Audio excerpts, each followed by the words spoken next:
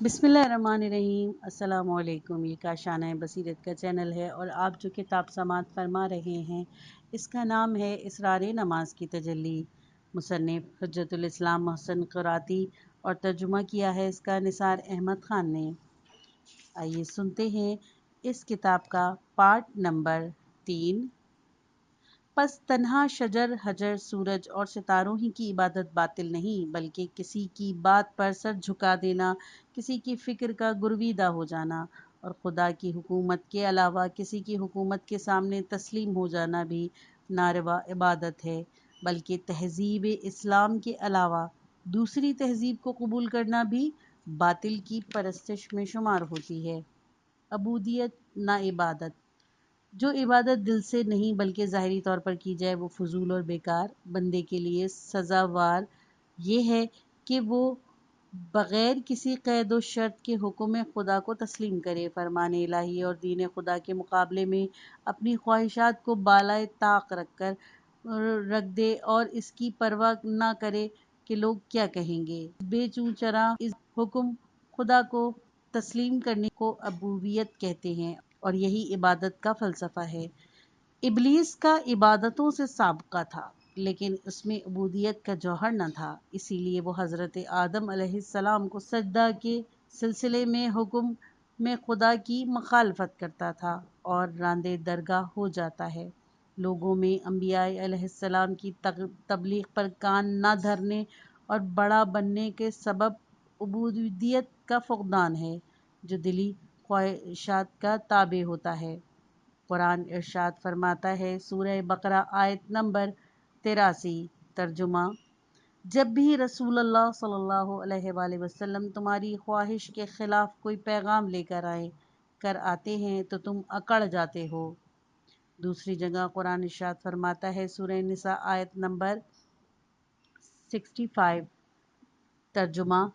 आपके परवरदिगार की कसम, ये हरगिज़ साहिब ईमान ना बन सकेंगे जब तक आपको अपने इख्तिलाफ़ात में हुक्म ना बनाएं, और फिर जब आप फ़ैसला कर दें तो अपने दिल में किसी किस्म की तंगी का एहसास ना करें और आपके फ़ैसले के सामने सरापा तस्लीम हो जाएं। बस वो इबादत अर्जिशमंद है कि जिसका सरचश्मा अबूदियत व तस्लीम और इंसान की रज़ा हो।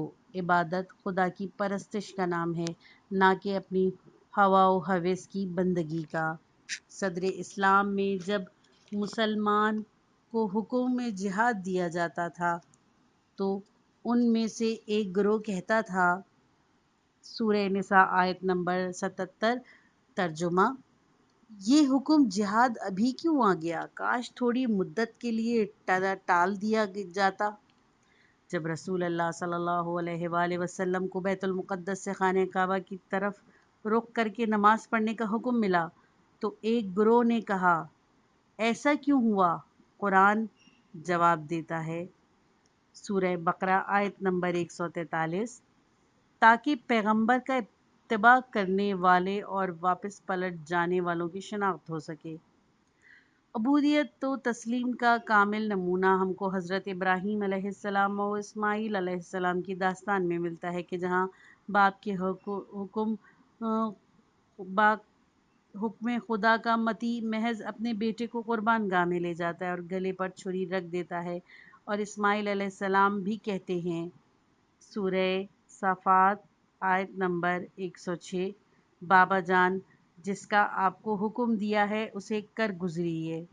इब्राहीम अलैहिस्सलाम तस्लीम व अताअत का कामिल नमूना है, ख्वाह फ़र्ज़ ज़िंदगी की कुर्बानी में, ख्वाह मक्के के खुश सहरा में, ज़ौजा व फ़र्ज़ंद को छोड़ने में, ख्वाह आतिश नमरूद में कूद पड़ने में। फ़ुर्सत इबादत। सरमाया हयात और ज़िंदगी की घड़ियाँ हयात के आसमान से बादल के मिसल गुजर जाती हैं, लिहाजा खुदा की बंदगी करके इस राह गुज़र से ज़्यादा फ़ायदा उठा लेना चाहिए। हज़रत अली अलैहिस्सलाम फरमाते हैं, शब रोज़ तुम में कार फरमा हैं, तुम भी इनमें काम करो। वो तुमसे तुम्हारी उम्र ले रहे हैं, तुम भी इनसे फ़ायदा उठाओ। الحیات جلد نمبر 1 صفحہ نمبر 331۔ سچ بتائیے کہ جس عمر کو ہم نے اپنے ہاتھ سے دے رہے ہیں اور دن رات اس سرمائے کو خرچ کر رہے ہیں، اس سے ہمیں کیا حاصل ہو رہا ہے؟ رسول خدا صلی اللہ علیہ وآلہ وسلم نے ارشاد فرمایا، ترجمہ: دنیا کی عمر ایک لحاظ سے زیادہ نہیں، لہٰذا اس کو خدا کی اطاعت میں گزار دو، خدا کی اطاعت میں صرف کرو۔ بہارج 77 صفحہ نمبر 164۔ اگر عبادت و بندگی کے خاص امکانات کم ہوں تو ان کے لیے زمین ہموار کرنے کی کوشش کی جائے اور آزاد ماحول میں جا کر خدا کی عبادت کرنی چاہیے۔ خدا کی عبادت سے دوری اختیار کرنے کے لیے زمین و زماں کی تنگی کو بہانہ نہیں بنایا جا سکتا، جیسا کہ خداوند فرماتا ہے، سورہ عنکبوت آیت نمبر 56۔ ترجمہ: میری زمین بہت وسیع ہے، لہٰذا میری عبادت کرو۔ عبادت میں سختیاں برداشت کرنا۔ خدا پرستی کی راہ میں دشواریاں بھی ہیں۔ یہ دشواریاں خواہ طاغوت کی پیدا کی ہوئی ہوں کہ جو لوگوں کو خدا کی طرف متوجہ نہیں ہونے دیتا، خواہ ان بے دینوں کی پیدا کی ہوئی ہوں جو کہ دینداروں کا مذاق اڑاتے ہیں، یہ شیطان و نفس و امارہ کی ایجاد کی ہوئی ہوں، یہ سب انسان کو عبادت سے باز رکھنے میں مستقل کوشاں رہتے ہیں۔ کیا نماز کی حالت میں کعبے کے اندر پیغمبر صلی اللہ علیہ وآلہ وسلم کو ایذا نہیں پہنچایا گیا؟ کیا خدا پرستی کی پاداش میں مسلمان مجاہدین طاغوت کے شکنجے کا شکار نہیں ہوئے؟ کیا خدا یکتا کی راہ میں حضرت بلال رضی اللہ عنہ نے کوڑے نہیں کھائے؟ لیکن خدا پرست لوگوں نے نہ کسی حال میں عبادت چھوڑی، نہ دین امور کے اجزاء سے دستبردار ہوئے۔ جناب زینب سلام اللہ علیہ کربلا میں عزیزوں کی شہادت دیکھنے اور کوفہ و شام کے طویل سفر کے مصیبت برداشت کرنے کے باوجود نماز شب ترک نہیں کرتی تھیں، اگرچہ ناتوانی کی وجہ سے بیٹھ کر نماز پڑھتی۔ امام خمینی رضوان اللہ علیہ نے اپنی عمر کے آخری رات میں ہسپتال میں مستحب نماز ترک نہ کی۔ حق کی راہ میں دشواریاں ہیں، راہ حق کو جان کے عوض خریدنا اور دشمنی سے نہ ڈرنا چاہیے۔ حضرت علی علیہ السلام فرماتے ہیں، ترجمہ: حق کی راہ میں حق والوں کی قلت کے سبب تم گھبراؤ نہیں۔ نہج البلاغہ خطبہ نمبر 192۔ ممکن ہے کہ کبھی ہم ایک چیز خریدنے کے لیے یا کسی چیز کے گر جانے کی بنا پر بس کار وغیرہ کو بااصرار رکواتے ہیں، لیکن ہم میں اتنی ہمت نہیں کہ ہم نماز کے لیے بس رکوا لیں۔ عبادت کی وسعت۔ خدا پرست مومن کو چاہیے کہ وہ صرف نماز و عبادت پر اکتفا نہ کرے بلکہ عبادت کے ماحول کے وسعت دینے میں بھی کوشاں رہے اور دوسروں کو بھی خدا اور عبادت سے آشنا کرے، کیونکہ تبلیغ یعنی دینی اور وصیت ہر مومن کا فریضہ ہے، جیسا کہ خداوند عالم انسان کو ایمان اور عمل صالح کے بعد حق اور صبر کی وصیت کی تلقین کرتا ہے۔ سورہ عصر آیت نمبر 3۔ اگر سگریٹ پینے والے 10 نفر کسی علاقے میں داخل ہوں تو وہ تھوڑی سی مدت میں زیادہ تر لوگوں کو دھوئیں سے آشنا کر دیں گے۔ چند و باش قسم کے لوگ پورے محلے میں بلکہ ایک شہر کے ماحول کو مقدور بنا دیتے ہیں، تو پھر نمازی اور عبادت گزار افراد کو بھی چاہیے کہ وہ لوگوں کو خدا کے وجود سے آشنا کرے اور ماحول کو خدا کی عبادت گاہ بنائے۔ ہمیں پوری طاقت کے ساتھ گھر، محلہ، مدرسہ، ادارہ، شہر، دیہات میں خدا کے مقاصد کو پھیلانا چاہیے اور اس راہ میں ہمیں ہر قسم کی طاقت سے کام لینا چاہیے۔ تکلیف اور اس کے شرائط۔ عبادت کی اہمیت اور اس کی آفتوں کے بیان کے بعد دیکھنا چاہیے کہ عبادت کرنے والوں میں کن شرائط کا ہونا ضروری ہے۔ تکلیف انسان کا بڑا امتیاز ہے۔ جس وقت انسان میں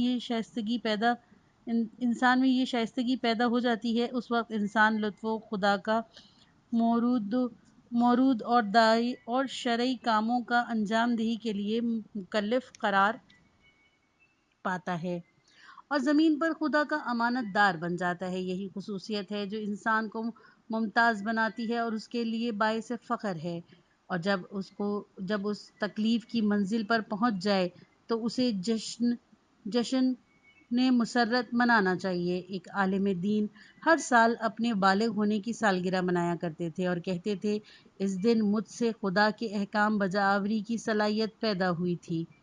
لوگ جمہوری حکومت میں MLA یا MPA منتخب ہونے والے شخص کو مبارکباد کیوں پیش کرتے ہیں؟ اس لیے کہ وہ لوگوں کا مسئول و ذمہ دار قرار پایا ہے۔ اسی طرح وہ روز مبارک ہے کہ جس روز انسان سن بلوغت کو پہنچ جا کر خدا کے احکام کے مسئول اور ان کی بجا آوری کے لیے معین ہو جاتا ہے۔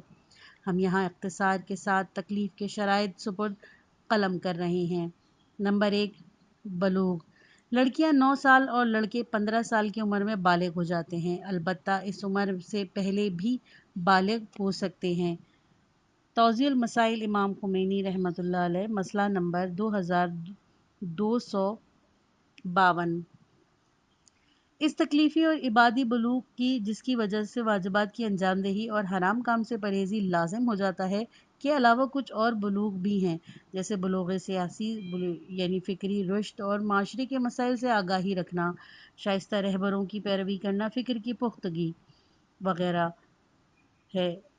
جناب قاسم علیہ السلام ابن امام حسن علیہ السلام کے جو کربلا میں درجہ شہادت پر فائز ہوئے، اپنے چچا امام حسین علیہ السلام کی خدمت میں عرض کرتے ہیں کہ اگر یزید ایسی طاغی حکم سے جہاد میں مجھے موت آئے تو میرے نزدیک وہ شہادت شہد سے زیادہ شیریں ہے۔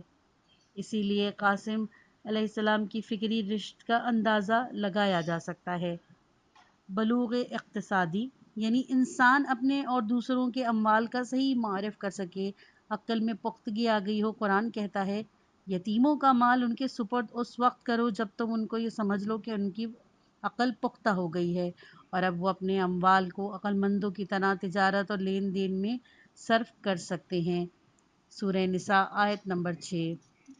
بلوغ ازدواج یعنی لڑکے اور لڑکیاں سن بلوغ کو پہنچنے کے علاوہ ازدواجی زندگی کی ذمہ داریوں کو پورا کرنے کی صلاحیت رکھتے ہوں، کیونکہ ازدواجی زندگی میں جنسی بلوغ اور قانونی سن کافی نہیں ہے۔ کچھ یاد دہانیاں۔ اول، ہم پہلے بھی کہہ چکے ہیں کہ بلوغ تکلیف کے لیے شرط ہے، لیکن اس کے یہ معنی ہرگز نہیں کہ نابالغ لڑکے لڑکیاں بالکل آزاد ہیں۔ قرآن کبھی بھی نابالغ افراد کو مخاطب کرتا ہے اور کہتا ہے، سورہ نور آیت نمبر 58، اپنے والدین کے پاس یا دوسرے لوگوں کے گھروں میں خلوت کے وقت بغیر اجازت داخل نہ ہو۔ حضرت لقمان علیہ السلام اپنے بیٹے کو وصیت کرتے ہیں، سورہ لقمان آیت نمبر 17، ترجمہ، بیٹے نماز پڑھو اور اچھی باتوں کا حکم دو اور برائیوں سے منع کیا کرو اور برائیوں سے باز رہو۔ دوم، بلوغ اگرچہ تکلیف کی شرط ہے، لیکن والدین کو چاہیے کہ وہ اپنے نونہالوں کو بلوغ سے پہلے دینی احکام بالخصوص نماز روزہ کے احکام بتائیں اور ان کو احکام کی اہمیت سمجھانے کے لیے اگر احکام سمجھانے کے لیے ان کو ترک کریں تو انہیں سزا دیں۔ سوم، بلوغ شرط تکلیف ہے کہ اگر نابالغ کسی کا مالی نقصان کر دے تو اس کے والد یا سرپرست کو اس کا خمیازہ دینا چاہیے، کیونکہ لوگوں کے حقوق خدا کے حقوق سے جدا ہیں۔ چہارم، بلوغ تکلیف کی شرط ہے کہ لیکن نابالغ بچوں کی بھی نیک اعمال ثواب سے خالی نہیں ہیں۔ اسی طرح اگر وہ بد کلامی کرتے ہیں یا کسی گناہ کے مرتکب ہوتے ہیں تو ان کو تعزیر و تنبیہ کی جاتی ہے۔ قدرت و توانائی بھی تکلیف کے لیے شرط ہے اور ناتواں مکلف نہیں۔ ہر ایک شخص کو اس کی طاقت کے مطابق تکلیف دی گئی ہے، جیسا کہ خداوند عالم ارشاد فرماتا ہے، سورہ انعام آیت نمبر 56، ترجمہ، ہم کسی نفس کو اس کی طاقت سے زیادہ تکلیف نہیں دیتے۔ دوسری جگہ اللہ تعالیٰ ارشاد فرماتا ہے، سورہ حج آیت نمبر 78، ترجمہ، خداوند عالم نے دین میں تمہارے لیے سختی نہیں رکھی، یعنی ایسی سختی نہیں رکھی جو تمہارے طاقت سے باہر ہو، ورنہ دین میں مشکل و زحمت ہے، یہاں تک کہ جہاد جو مشکلات و دشواریوں پر مبنی ہے وہ بھی بیمار، اندھے اور کمزور پر ساقط ہے۔ سورہ فتح آیت نمبر 17۔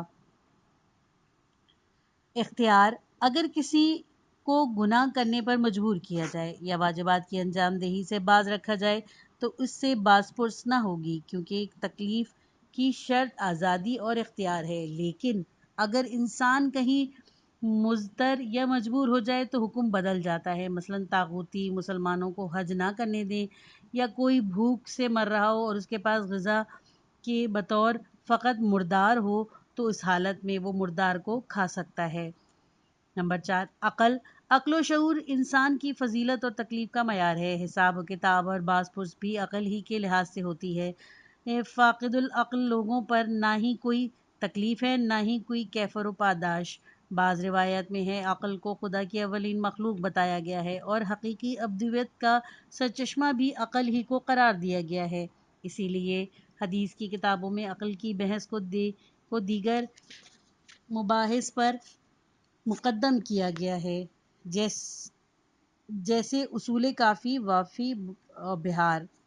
اسلام میں وہ تمام چیزیں ممنوع ہیں جو عقل کو مختل اور کمزور کر دیتی ہیں، مثلاً مشروبات الکحلی ممنوع ہیں، اور ہر اس چیز کی تشویق دلائی گئی ہے جو عقل و ادراک کی افزائش کا باعث ہوتی ہیں، جیسے تعلیم و تعلم، مطالعہ و سیر و سیاحت اور آپس میں مشورہ وغیرہ کرنا۔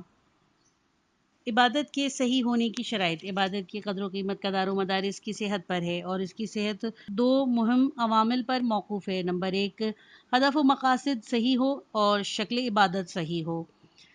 عبادت میں انسان کا مقصد صرف خدا کا رضا کا حصول اور اپنے وظیفے کی انجام دہی دینا ہے۔ اس لحاظ سے جس عبادت میں ریاکاری ہوگی، یا لوگوں میں شہرت پانے کے لیے کی جائے، یا انسان غیر خدا کی ستائش کے لیے کر رہا ہے تو یہ شرک ہے۔ البتہ اگر مقاصد خدا اور لوگ اس سے خلوص آمیز کام کی طرف متوجہ ہو جائے تو کوئی حرج نہیں۔ تفسیر صافی جلد نمبر 6 صفحہ نمبر 35۔ نہ صرف یہ کہ عبادت میں ریا حرام ہے، بلکہ اس کے بطلان کا بھی سبب ہوتی ہے۔ کوشش کرنا چاہیے کہ عبادت کی نیت میں خلوص اور خدا کے علاوہ کسی اور کا شمول نہ ہو۔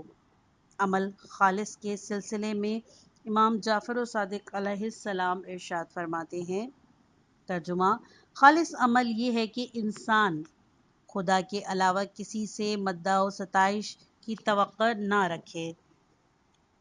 بہارج 70 صفحہ نمبر 23۔ آثار اخلاص کے بارے میں رسول خدا صلی اللہ علیہ وآلہ وسلم سے روایت ہے، ترجمہ: کوئی شخص ایسا نہیں ہے کہ جس نے 40 روز تک اپنے کاموں کو صرف خدا کے لیے انجام دیا ہو اور حکمت اس کے قلب سے نکل کر زبان پر جاری نہ ہوئی ہو۔ بہارج 70 صفحہ نمبر 242۔ اخلاص جیسی کوئی یونیورسٹی ہے کہ جو 40 دن تک کی مدت میں ایک حکیم و عقل مند طالب علم کو فارغ التحصیل کر دے؟ صحیح عبادت وہ ہے کہ جو خدا کے لیے ہو، معین شکل و صورت اور قواعد کے مطابق انجام پائے۔ وہ عبادت صحیح نہیں کہ جو اپنے پسند سے یا دین کے دستور کے خلاف کی جائے۔ رسول خدا صلی اللہ علیہ وآلہ وسلم ارشاد فرماتے ہیں، ترجمہ: قول و عمل اور نیت کی کوئی قیمت نہیں مگر یہ کہ دستور سنت کے مطابق کام انجام پائے۔ قصار الحجل جلد نمبر 2 صفحہ نمبر 73۔ بس عبادت کا طریقہ اولیاء دین سے سیکھنا چاہیے۔ حضرت ابراہیم علیہ السلام خدا کی بارگاہ میں دعا کرتے ہیں، ترجمہ: ہم کو عبادت کا صحیح راستہ دکھا۔ سورہ بقرہ آیت نمبر 128۔ اور اس مسئلے میں کہ نماز کہاں قصر ہے، کہاں پوری ہے، کہاں آہستہ ہے یا بلند آواز سے پڑھنی چاہیے، اور رکعت کی تعداد وغیرہ کے سلسلے میں انسان کی انسان کو تسلیم محض ہونا چاہیے، ورنہ نماز کی کوئی قیمت نہ ہوگی۔ مثلاً اگر آپ سے یہ کہا جائے کہ 100 قدم کے فاصلے پر خزانہ چھپا ہوا ہے، آپ اسے حاصل کر سکتے ہیں، لیکن اگر آپ نے 98 یا 102 قدم پر جا کر زمین کھودیں گے تو خزانہ بھی آپ کو نہیں ملے گا اور بے فائدہ تکلیف بھی اٹھائیں گے۔ بالآخر، یا آپ اگر کسی شخص یا کسی شہر سے ٹیلی فون پر رابطہ قائم کرنا چاہتے ہیں تو ایک نمبر کی کمی ہے، بیشی سے آپ ڈائل کریں گے تو وہ شخص جواب دے گا جس سے آپ کا کوئی ربط نہیں تھا، یا ٹیلی فون کسی اور شہر پہنچے گا۔ بس عبادت میں بھی اس بات کا خیال رکھنا چاہیے کہ اس کے قاعدے کے مطابق انجام دیا جائے جو کہ بتایا گیا ہے۔ عبادت کی مثال ایک چابی کے دانتوں کی سی ہے، اگر اس کا ایک دانت بھی چھوٹا بڑا ہو جائے تو قفل نہیں کھل سکتا۔ امام محمد باقر علیہ السلام سورہ بقرہ کی آیت نمبر 198 گھروں میں دروازوں سے آؤ کی تفسیر میں بیان فرماتے ہیں کہ مراد یہ ہے کہ ہر کام کو اس کے طریقے سے انجام دو اور دستور کے مطابق عمل کرو۔ المیزان جلد نمبر 6 صفحہ نمبر 59۔ عبادت کی شکل بدلنے والے عوامل۔ قرآن میں اس کے متعدد نمونے موجود ہیں کہ گزشتہ قوموں نے کس طرح عبادت کی شکل بدل دی اور خدا کے قہر و غضب سے دوچار ہوئی تھیں۔ عبادت کی شکل میں تبدیلی محرک مختلف تھے، مگر نمونے کے طور پر ہم چند ایک کو تحریر کر رہے ہیں۔ مسخرے پن سے شکل تبدیل کر دینا۔ خداوند عالم نے بنی اسرائیل کو حکم دیا تھا کہ سرزمین پر بیت المقدس کے میں حتی کہتے ہوئے داخل ہونا، یعنی خدایا ہمیں گناہوں سے پاک کر دے اور ہماری مغفرت فرما، لیکن انہوں نے مسخرے پن سے اس جملے میں تحریف کر دی، بجائے حتی کے ہنتا یعنی گیوں کہتے ہوئے داخل ہوتے، لہٰذا خدا نے انہیں ہلاک کر دیا۔ سورہ بقرہ آیت نمبر 59۔ نمبر 2، عقل مندی سے شکل بدل دینا۔ اسلام میں 4 مہینے حرمت کے ہیں، ان میں جنگ و جدال بھی ممنوع ہے۔ یہ جنگ کی آگ جبری طور پر 4 ماہ خاموش رہے گی۔ 3 ماہ یعنی ذی القعدہ، ذی الحج، محرم، مسلسل اور ماہ رجب میں قرآن نے چاروں مہینوں کو اربعۃ الحرام کے نام دیا ہے۔ سورہ توبہ آیت نمبر 32۔ ان مہینوں میں دفاعی جہاد کے علاوہ جنگ کو ممنوع قرار دیا گیا ہے۔ بعض افراد نے ان مہینوں میں اپنی عقل سے یہ کہتے ہوئے تغیر کر دیا کہ خدا کا مقصد صرف یہ ہے کہ سال میں 4 مہینوں میں جنگ بند رہے۔ قرآن نے ان کی حرمت کے مہینوں میں تغیر پر ان کی مذمت کی اور اس پر عمل کرنے کو کفر قرار دیا۔ سورہ توبہ آیت نمبر 37۔ مقد ثانہ تغیر، یعنی جو شخص اپنے کاموں کو مذہب کا رنگ دے کر اور شریعت کا جامہ پہنا کر اپنا مقصد پورا کر لیتا ہے اور اس کا کام اس طرح کلام خدا میں رد و بدل کرتا ہے۔ بنی اسرائیل کے قصے میں اس کا نمونہ موجود ہے۔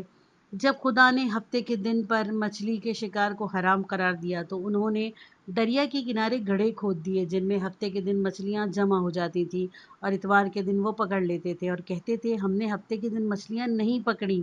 یہ قصہ ایک آیت قرآنی میں بیان ہوا ہے اور ان کے اس عمل کی مذمت کی گئی ہے۔ سورہ اعراف آیت نمبر 63۔ عبادت کے مقبول ہونے کے شرائط۔ عبادت میں شرائط صحت کے علاوہ شرائط قبول و کمال بھی ہیں۔ جن چیزوں کی رعایت انسان کو رشدی معنی میں اور قرب خدا تک پہنچاتی ہے اور فرد و اجتماع میں اثر انداز ہوتی ہے۔ کبھی ایسا بھی ہوتا ہے کہ عبادت صحیح ہوتی ہے لیکن رشد آور نہیں ہوتی۔ اس کی مثال اس کے دوا کی ہے جو شفا بخش نہیں ہوتی، اور کبھی عبادت جزا و پاداش دلا دیتی ہے لیکن ہمیں خدا کا محبوب نہیں بناتی۔ عبادت و عمل کی مقبولیت کے شرائط احادیث میں بیان ہوئے ہیں، ان میں سے چند نمونے یہ ہیں۔ نمبر 1، شرائط اعتقادی، نمبر 2، شرائط سیاسی اور نمبر 3، شرائط اخلاقی۔ نمبر 4، شرائط اقتصادی، نمبر 5، شرط اجتماعی اور نمبر 6 شرط بہداشتی وغیرہ۔ ان امور کی وضاحت سے قبل تاکید کی جاتی ہے کہ انسان کو چاہیے کہ وہ عبادت کی مقبولیت کا خاص طور پر خیال رکھے تاکہ اس کی معنویت سے زیادہ فائدہ اٹھا سکے۔ حضرت علی علیہ السلام ارشاد فرماتے ہیں، ترجمہ: عمل سے زیادہ اس کی قبولیت پر توجہ دو۔ بہارج 71 صفحہ نمبر 173۔ ممکن ہے کسی جگہ قبول ہونے کے لیے انسان کارڈ یا پاس بنوائے اور مقررات کے مطابق عمل بھی کرے، لیکن انٹرویو میں بد اخلاق ہونے کی بنا پر یا ماضی میں ریکارڈ صحیح نہ ہونے کی بنا پر واپس کر دیا جاتا ہے۔ اس طرح عبادت بھی ممکن ہے مقررات کے لحاظ سے انجام پائے لیکن دلیل و برہان سے عنداللہ قبول نہ ہوں۔ کیا ایسا نہیں ہوتا کہ غیر مسؤول افراد کے ہاتھوں سے ہی کام انجام پاتے ہیں لیکن ان کا شکریہ ادا کرنے کے بجائے ان پر تنقید کی جاتی ہے؟ پس عمل کی قبولیت کی شرط کوئی اور ہی شے ہے۔ اب ہم ان شرائط کو بیان کرتے ہیں۔ نمبر 1 اعتقادی شرط: خدا پر ایمان۔ اگر ایمان نہیں ہے تو اعمال بیکار ہیں، جیسے کہ ارشاد ہے سورہ مائدہ آیت نمبر 5۔ ترجمہ: اور جس نے ایمان سے انکار کیا اس کے عمل برباد ہو جائیں گے۔ مسجدوں کو آباد کرنے والے خدا اور آخرت پر ایمان رکھتے ہیں، اور چنانچہ ارشاد ربانی ہے سورہ توبہ آیت نمبر 18۔ ترجمہ: اللہ کی مسجدوں کو وہ لوگ آباد کرتے ہیں جن کا اللہ اور روز آخرت پر ایمان ہوتا ہے۔ مرد مومن اور عورت کے عمل و صالح حیات طیبہ کے موجب ہوتے ہیں۔ سورہ نحل آیت نمبر 97۔ ترجمہ: مومن مرد و عورت میں سے جو بھی نیک عمل کرے گا ہم اسے پاکیزہ حیات عطا کریں گے۔ جس شخص کا خدا پر ایمان نہ ہو اور اس کا کوئی کام خدا کے لیے نہ ہو جس کی جزا متوقع ہو، قرآن مجید ایسے کافروں کے اعمال کو خاکستر کہتا ہے کہ جس کو کسی روز کا طوفان برباد کر دے اور کوئی چیز باقی نہ بچے۔ نمبر 2 سیاسی شرط یعنی ولایت ہے۔ آسمانی ولی و رہبر خدا کے سارے بندوں کو راہ حق پر چلاتا اور نماز، روزہ، حج اور جہاد وغیرہ کو رضائے خدا کے مطابق انجام دلاتا ہے اور انہیں شائستگی کا جامہ پہناتا ہے۔ مثلاً آج کا ایران ولایت فقیہ کی قیادت میں ترقی کی منزل طے کر رہا ہے۔ اس کے مقابلے میں وہ مسلم ممالک جو کہ نماز، روزہ وغیرہ رکھتے ہیں لیکن سیاسی انحراف کی اور رہبر نہ ہونے کی بنا پر ذلت و رسوائی میں مبتلا ہیں۔ معاشرے کے قائد کی مثال ایک ڈرائیور کی ہے۔ اگر ساری سواریاں بادب سلیقہ رکھنے والی ہوں گی لیکن ڈرائیور مست ہو یا راستہ ناہموار ہو تو ایکسیڈنٹ کا اندیشہ ہے، لیکن اگر ڈرائیور تجربہ کار، صحیح و سالم ہو، ہر چند مسافروں میں کوئی ترتیب نہ ہو، پھر بھی یہ مسافر منزل پر تمام ہوگا۔ امام باقر علیہ السلام سے ایک حدیث میں منقول ہے، خدا پر جو ایمان رکھتا ہے جاں گل عبادت کرتا ہے، لیکن منصوص من اللہ امام پر اس کا ایمان نہ ہو تو اس کی کوشش بے فائدہ ہے۔ وسائل جلد 1 صفحہ نمبر 90۔